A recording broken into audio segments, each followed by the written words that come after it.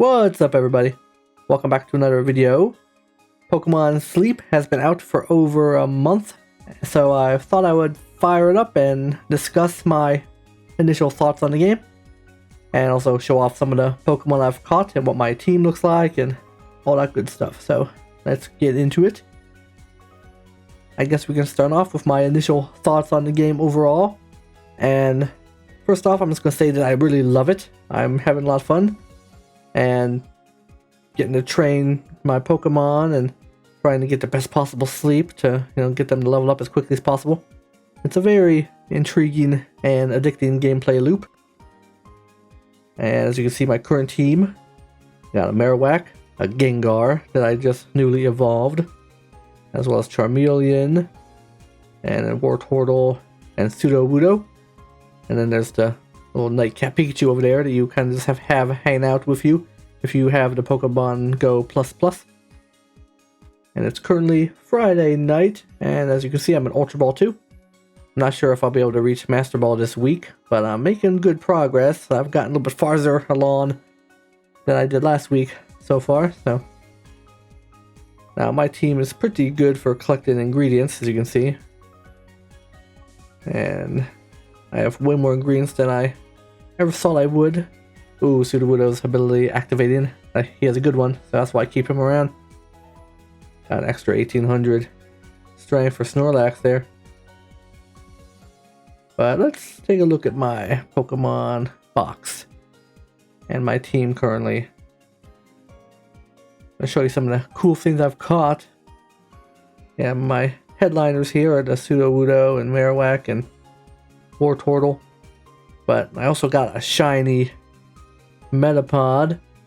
Actually caught it as a shiny Caterpie. It was like the first night of the game, and then it popped up shiny. I was like, oh my god. So that was really fun. I also have a second shiny that I caught then. Yeah, Totodile. Yeah, a shiny Totodile, which is pretty awesome. So I found 2 shinies so far, which was more than I ever expected to find. And especially to find them so quickly was kind of wild. But I got a decent little collection going here. Most of them haven't really been worth training up. But if we look at my actual team I'm currently using, they are pretty decent. And I found myself able to collect plenty of ingredients to feed Snorlax. And my Sudowoodo is pretty high level, my highest level Pokemon so far. Level 24, he's about to hit 25 tonight. And then he'll get his second sub-skill, which will be Ingredient Finder. So he'll get Snoozy Tomatoes a little more frequently then. But he kind of contradicts his Adamant Nature, which has Ingredient Finding down. So not the best for ingredients, but he's not really meant to be that way anyway. He's just more of a skill Pokemon. So his Charge Strength M at level 3 is really cool. And he has the Speed of Help up. So he finds berries pretty regularly. And is able to give me a decent amount of points in Snorlax's favor there. But Charmeleon, pretty cool. He's really good at finding sausage. And he has the inventory up and then Ingredient Finder up, so. And then all the starters have Ingredient Magnet S. I got Marowak. He's really good at finding berries. And in the location I'm at this week, in the caves, that's berries. That's the type of berry Snorlax really likes. And his helping speed is up, and speed of help for his nature is also up. So he finds berries like crazy. He's really good at finding those berries, which is perfect because Snorlax loves that type. Then we got Wartortle, who's just like a milk hound. He just finds milk like crazy because he has the ingredient finding up. So, and then his inventory up so he can hold a lot of stuff at once. But yeah, he's always finding milk. It's great. And one of my newest team members that I just swapped in, I had enough candies and I didn't have enough points to buy the linking cord, allowing me to evolve him. And he finds the Fiery Herb. And he has a decent skill too. Then his ingredient finding was up, which I really liked. So you can find me some of those herbs. But yeah, it's a pretty good team I got going. My RP is over 4,000. So I'm hoping to get pretty high with my Drowsy power towards the end of this week, before we move on to a new Snorlax. But I'm probably going to stay at this location for a while. Because you had the little rocky cave area. Taupe Hollow, I believe is what it's called. But yeah, I hope to find more like Charmanders, and eventually even a Charizard could hang out in this location if you get a high enough drowsy power. So that could be really cool. But as you can see, my bag is just stuffed with ingredients. The first few weeks I was really struggling to make ends meet with ingredients, but now I have a team that's just giving to me like crazy. I had to upgrade my bag several times so I can hold 200 now. And yes, I have put some money into the game. You know, a little bit here and there. Because, you know, I'm sort of an impatient game player sometimes. If I can spend a few bucks to speed things along, I will. But because that was one of my initial complaints about the game when I first started playing it. It felt kind of slow. But once you get some momentum going, it kind of picks up. And because I figured the game is meant to be played over the course of like many months, if not years. So it's supposed to be a slow burn, you know. You're not meant to get like a level 100 Pokemon in a few days. You know, it's going to be like months and months and months before you might have something that high. And my team right now, they're all decent levels, and the higher they're leveled and the better their berries can be when Snorlax eats them. Especially if you evolve the Pokemon, you know, kind of get some boost just from evolution. And all my guys are right now at some level of their evolved forms. So it might be a while before I can get like a Charizard or a Blastoise. Those take lots of candies, and I have like none right now for any of them because I keep using them just to level them up. And they're not at the level for evolution anyway, but... And then if we want to use some incense, we can. I usually like to save some of the incense for the final night of the week when your score is the highest. I can't use Squirtle incense since Squirtle don't spawn in this location. But overall, I think the game is really fun. And it's actually way more complex than I expected it to be when they first announced it. Because there's a lot going on under the hood and on the surface here. Because if you just look at your Pokemon and the way they have natures and all of their and you have the different skills, you know, you want to try to find a Pokemon that has the perfect balance of skills and sub-skills and a nature that is helpful to them, not detrimental. Because like for a Pokemon like Sudowoodo that has a specialty of skills, you don't want a nature that would reduce his chance of triggering his skill.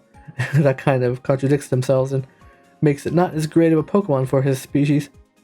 But I also like the Sudowoodo because he has the research experience bonus, so I get 6% more research XP every night to help me reach my to help me level up my research level a little faster. And that's also probably why my research level is pretty high, higher than I've seen most people that I've watched on YouTube who've been playing the game. You know, I'm at rank 21, which is pretty high for the number of days I played. But overall, the gameplay loop is fun. The mechanics are pretty, you know, cool and intriguing. And just the complexity of it is like, yeah, really appealing to me. But I like a game that has some more complex mechanics. You know, kind of like how Pokemon normally is, where you have a lot of things you have to balance to kind of get the best Pokemon. This game has a lot of different things, like the natures and the skills and sub-skills and all those things. And if you want to be more of a casual player, you can probably ignore a lot of that and just kind of have fun. But if you want to get deeper with it, you can.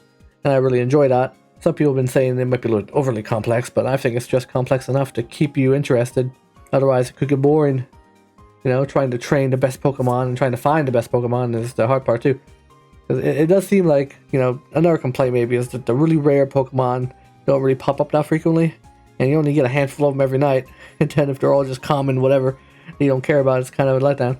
But it's really later in the week when your drowsy power is at its highest that you have a chance to find some pretty rare spawns. But even then, the sleep style might be rarer than the Pokemon you're finding. I really want to find a Charizard, but I think I have to reach closer to Master Rank 1 to have a chance to find it. I usually at the end of the week always find one sleep style Pokemon that's like on top of Snorlax's belly, like the top belly sleep. That's like a rare style that seems to pop in at the end of the week, you know, when you have a lot of points and your score is really high. But overall, the game's really fun, and I encourage everybody to give it a try if you haven't already, or comment down below your experiences with the game and if you're enjoying it, and maybe comment some of the Pokemon you've caught that are your favorites. Like, I really love that I have this Gengar. He's my only fully evolved Pokemon that has 3 stages. And I evolved him just like yesterday.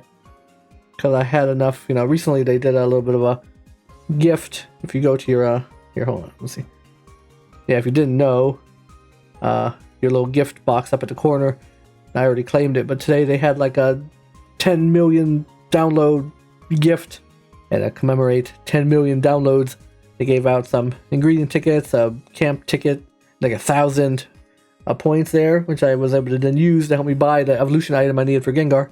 And next week we have the Good Sleep Day, which is the first event coming to the game, which is pretty awesome. And we got some news here about it, so I guess we can also go over that quickly.